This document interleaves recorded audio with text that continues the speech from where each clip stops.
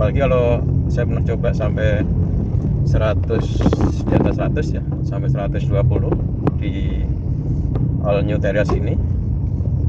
Itu seperti oke, assalamualaikum warahmatullahi wabarakatuh teman-teman semuanya, pecinta channel Terlihat Official yang masih setia bersama kami. Jadi hari ini saya akan mereview penggunaan strut bar di mobil All New Terios 2023 facelift ya, yang ini sekarang sedang saya kendarai. Jadi kameranya sementara menghadap ke saya dan tidak bisa menghadap ke depan ya, karena sendirian. Nah, bagi teman-teman yang belum subscribe channel ini, terima kasih. Yang mau subscribe silahkan subscribe. Saya akan mereview beberapa pengalaman maupun juga perbaikan, improvisasi, penambahan aksesoris yang saya lakukan di All New Terios facelift. Selamat menyaksikan dan jangan lupa tekan tombol loncengnya. Oke, teman-teman semuanya, jadi latar belakang saya mereview penggunaan strut bar ini adalah saya sebagai pengguna kendaraan, yaitu mobil ya. Dari awal itu saya waktu itu pertama kali menggunakan mobil sedan Mitsubishi Eterna tahun 90. Kemudian habis itu saya menggunakan Starlet 87, Starlet kotak ya. Lanjut kemudian saya ganti dengan Starlet kotak tahun 85. Dan kemudian lagi setelah itu saya menggunakan Suzuki Karimun kotak.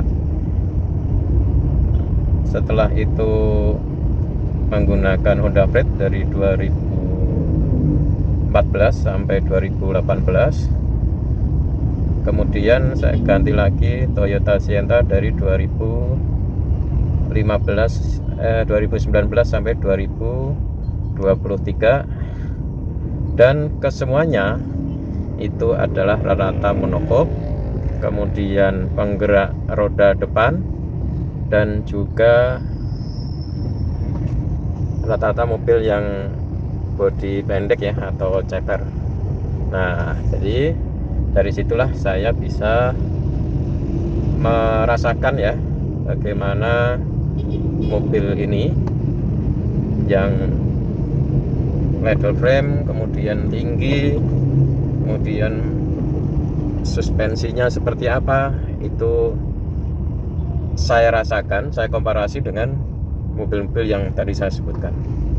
Oke, jadi kalau untuk rasa berkendara dari yang mobil-mobil yang tadi saya sebutkan, mungkin teman-teman yang sudah pernah naik bisa merasakan kenyamanannya, kemudian tingkat senyapnya, kemudian juga efek limbungnya ya, yang minim lah ya. Body roll juga minim karena rata-rata mobil pendek ya. Suspensi juga nyaman, empuk, dan bagi sisi driver, dari sisi sopir ya, itu memang nyaman ya. Dari kecepatan rendah sampai kecepatan tinggi, itu kalau saat menggunakan Freed, menggunakan Sienna, itu kecepatan 130, 140, bahkan di atas itu nyaman banget. Bahkan serasa mobil sedan gitu ya. Kalau teman-teman pernah menggunakan Sienna misalnya, untuk bisa membandingkan ya dengan kendaraan leather frame. Nah, makanya ketika saya menggunakan atau membeli All New Terios ini ya di Februari tahun ini atau tahun 2024, ya tentu cukup kaget juga ya ketika dari sisi driver ya, limbungnya berasa, kemudian juga suspensinya keras. Dan yang saya rasakan ketika saya nyetir kemarin tuh waktu mudik, itu kecepatan di atas 70 ya mungkin ya di atas 60 kali ya, yang sudah nggak nyaman. Jadi serasa mobil itu bergerak ke kanan ke kiri kira-kira gitu ya. Apalagi kalau saya pernah coba sampai 100, di atas 100 ya, sampai 120 di All New Terios ini. itu seperti ke kanan ke kiri gitulah. Jadi hampir-hampir saya itu nggak berani istilahnya pakai tangan satu ketika nyetir sambil makan cemilan. Ya kalau ini kan pelan ya, kalau pelan sih oke, tapi begitu kecepatan tinggi itu sangat tidak nyaman ya. Jadi kendaraan itu berasa ke kanan ke kiri, seolah-olah tidak ada teknologi semacam locking steer ya, pemberat lah. Jadi kalau biasanya kan ada mobil-mobil yang ketika di atas kecepatan 20 km per jam itu setirnya serasa agak berat sehingga terasa lebih stabil dan agak ngunci lah kira-kira gitu ya. Ini sama sekali nggak ada. Jadi seperti tidak ada power steering mungkin ya. Kalau mobil zaman dulu kan kalau nggak ada power steering kan ringan banget tuh. Nah itu seperti lari kanan lari kiri. Nah dari situlah saya bisa merasakan bagaimana tidak nyamannya dari sisi driver ya, dari sisi sopir, bagaimana mengendalikan arah dari All New Terios ini. Nah kemudian saya coba cari referensi di komunitas, di Facebook, kemudian tanya teman ya, teman-teman dekat yang kebetulan juga punya mobil entah itu All New Terios atau mobil Rush ya, All New Rush. Ya memang seperti itu katanya, mobilnya memang agak gitu, agak cenderung lari, limbung, kalau kecepatan tinggi ya seperti itu. Nah akhirnya ada beberapa saran ya. Ada teman itu masang damper ya, masang damper atau nilon atau rubber di spring atau coil shockbreaker itu yang harganya kurang lebih 1,5 sampai 2 juta ya.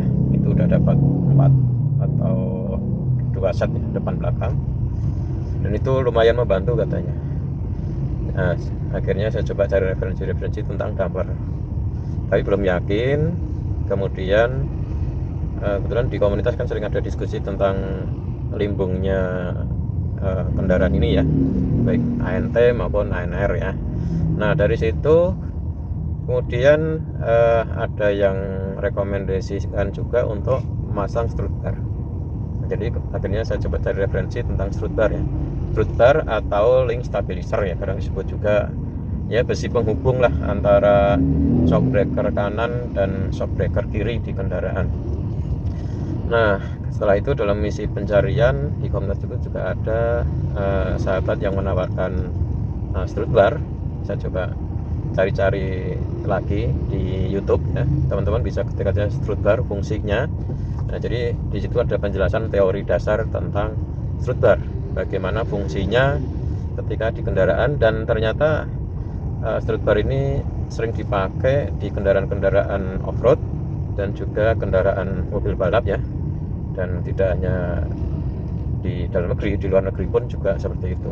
Nah dari situlah kemudian saya akhirnya memasang strut bar di All New Terios facelift ini.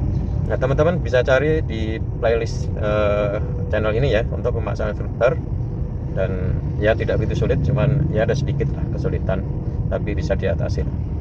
Oke. Nah jadi setelah memasang strut bar, yang saya rasakan adalah terus terang untuk handling itu lebih stabil tuh, jauh berbeda dengan sebelum ada strut bar asli ya. Jadi saya juga cukup kaget juga bahwa ternyata hasilnya atau efeknya saya pikir hanya sekitar 10-20% lah gitu, tapi ternyata lebih dari itu. Jadi benar-benar stabil. Di kecepatan rendah pun itu terasa bedanya.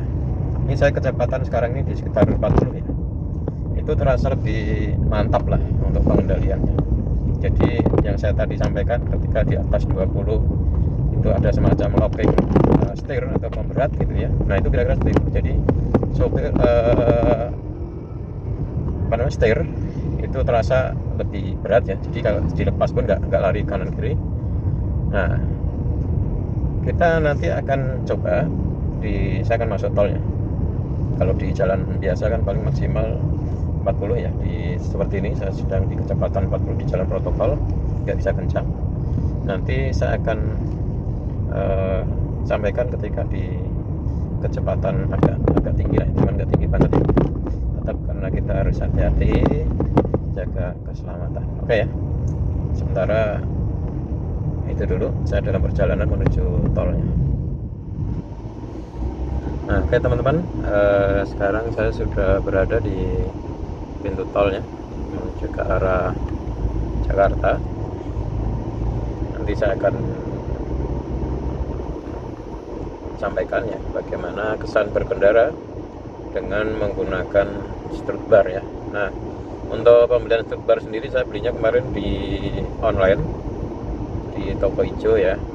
Cari aja di situ untuk strut bar all new Terios ataupun all new Rush, dan saya order yang 4 titik ya, 4 titik baut atau 4 titik ikatan, dan kemudian juga saya pasang sendiri. Jadi teman-teman nanti bisa cek di video saya yang lain cara pemasangan strut bar. Oke ya, sementara saya akan tap dulu.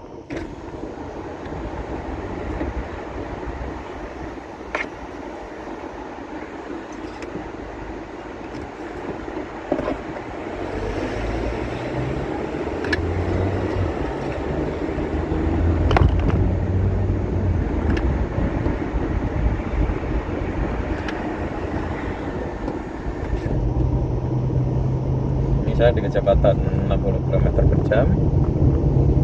Saya masuk dulu ke ruas utama.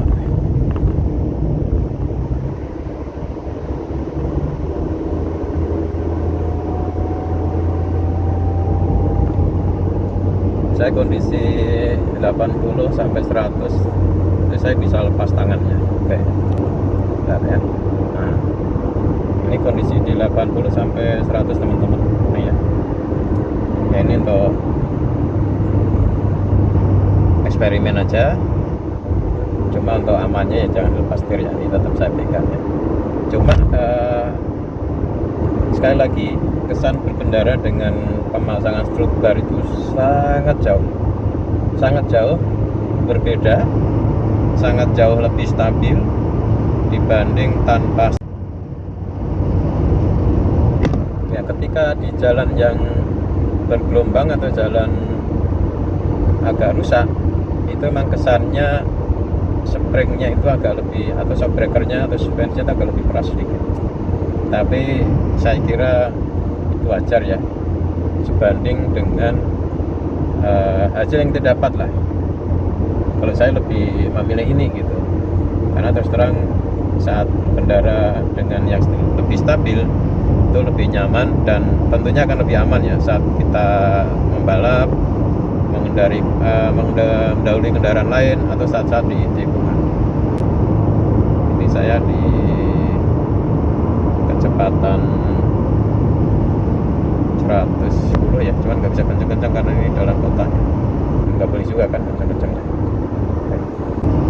Itu ya teman-teman ya, semoga review ini ada manfaatnya. Sekali lagi jujur saya sampaikan apa adanya. Nanti kalau ada pertanyaan atau komentar silahkan tuliskan di bawah ini, dan jangan lupa subscribe channel saya. Selepas ini saya akan juga improvisasi atau ada perbaikan penambahan aksesoris di all new Terios yang saya punya ini. Oke, Assalamualaikum warahmatullahi wabarakatuh. Berkendara kalau siang-siang ini ya, sini jam 2:40, saya di dekat Halim, nggak terlalu padat ya, dan saya mengarah ke Tanjung Priok.